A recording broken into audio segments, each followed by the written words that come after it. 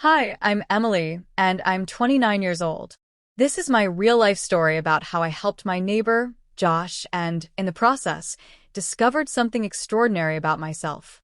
I live in Brook Haven, a small, quiet town with cobblestone streets, charming cafes, and an unspoken rule that everyone minds their own business. My life has always been routine, teaching piano lessons to kids in the community, spending evenings reading in my little apartment, and losing myself in my music. Josh, my neighbor, was a mystery to me.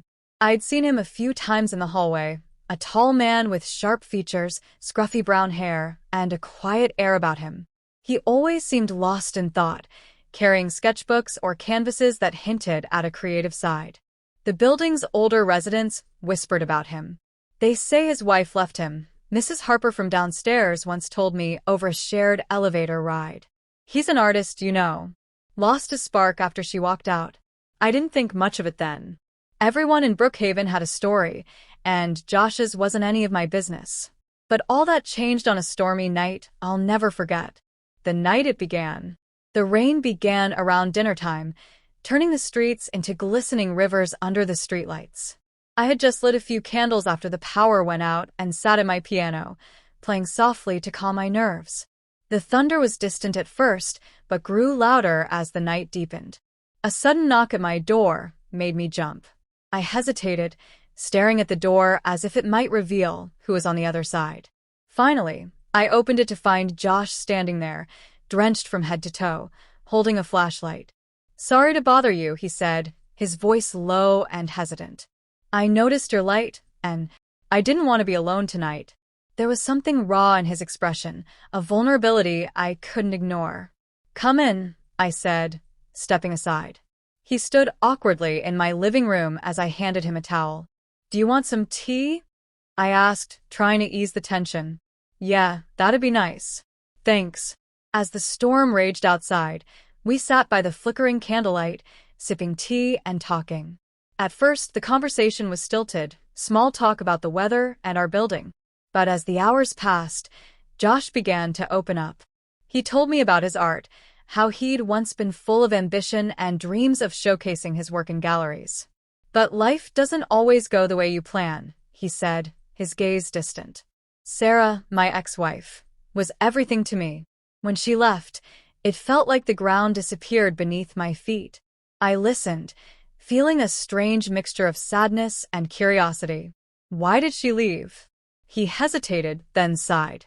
"She said I was too obsessed with my work, that I didn't make room for her in my life." She wasn't wrong, but it still hurt. I've been trying to find myself again, ever since.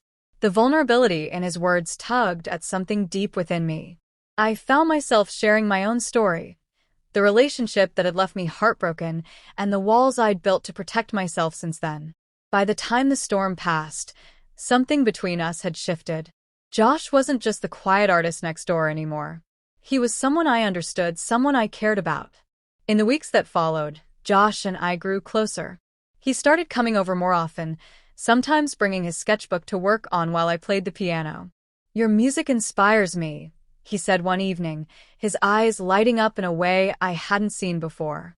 One night, he showed me one of his sketches, a portrait of me at the piano, my fingers dancing across the keys, my expression serene. "I hope this doesn't freak you out," he said, scratching the back of his neck nervously. You bring something out in me I haven't felt in years." I was speechless. No one had ever seen me like that before, through the eyes of an artist. It was beautiful, and for the first time in a long time, I felt truly seen. But as our connection deepened, so did my fears. I couldn't help but wonder if Josh was truly over his past. One evening, while walking past his window, I saw him holding a painting of a woman I didn't recognize. She was beautiful, her face etched with the same care he had given my portrait. The sight sent a pang through my chest. When he came over later that night, I couldn't hold back my questions. "Josh, who is she?" He froze, the color draining from his face. "That's Sarah," he admitted. She reached out to me recently. She says she wants to talk, to fix things." My heart sank.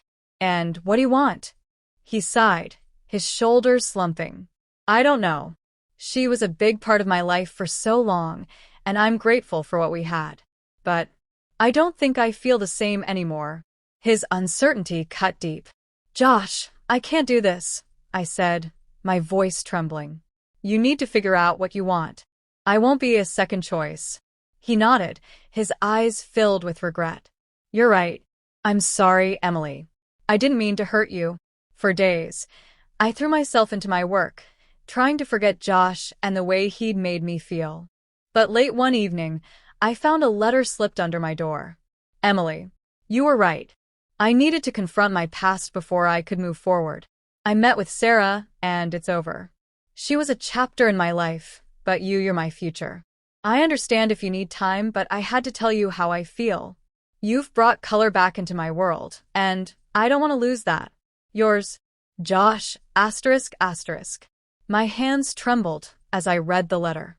Tears blurred my vision, but they were tears of relief and hope.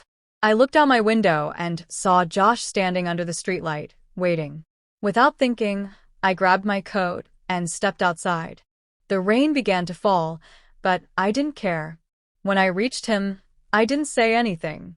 I just took his hand, and he pulled me into his arms. From that night on, everything changed. Josh and I started building a life together, one filled with art, music, and the quiet understanding that only comes from shared pain and healing. Our story isn't perfect, but it's ours. And for the first time in a long time, I'm excited about the future.